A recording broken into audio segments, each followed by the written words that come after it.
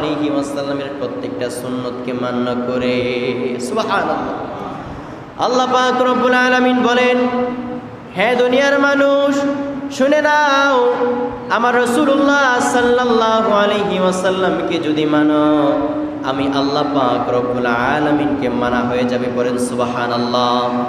শুধু তাই নয়, আমার রাসূলুল্লাহ সাল্লাল্লাহু আলাইহি ওয়াসাল্লামের কাছাকাছি যদি আসতে চাও, তাহলে আমার আল্লাহ পাক রব্বুল আলামিনের কাছাকাছি আসা এমনিতেই হয়ে যাবে। বলেন সুবহানাল্লাহ। শুধু কি তাই নয়, আমার আল্লাহ পাক রব্বুল আলামিন বলেন, রাসূলুল্লাহ সাল্লাল্লাহু আলাইহি ওয়াসাল্লামের প্রত্যেকটা কথা যে ব্যক্তি হৃদয় সম্পূর্ণভাবে মানে, আমি আল্লাহ পাক রব্বুল আলামিন তার উপর রাজি খুশি হয়ে যাই। সুবহানাল্লাহ। শুধু কি তাই, এতটুকুর মধ্যেও সীমাবদ্ধ নয়, ওয়াগফির লাকুম যুনুবাকুম ওয়াল্লাহু গফুরুর রহিম।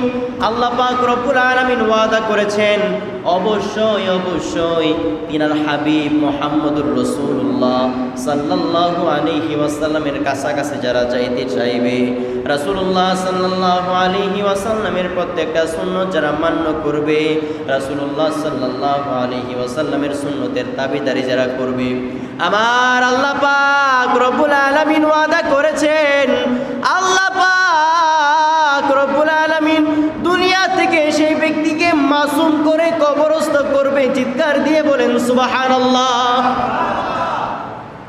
যে ব্যক্তি রাসূলুল্লাহ সাল্লাল্লাহু আলাইহি ওয়াসাল্লামের কথা মতো জীবন জিন্দেগিকে পরিপাটি করবে, আমার আল্লাহ পাক রব্বুল আলামিন দুনিয়ার জমিন থেকে প্রত্যেকটা গুনাহ সমূহকে মাফ করে তাকে কবরস্থ করবে।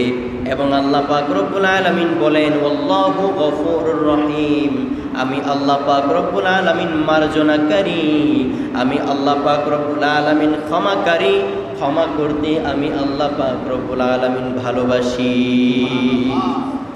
আওয়াজ দিয়ে বলেন না সুবহানাল্লাহ।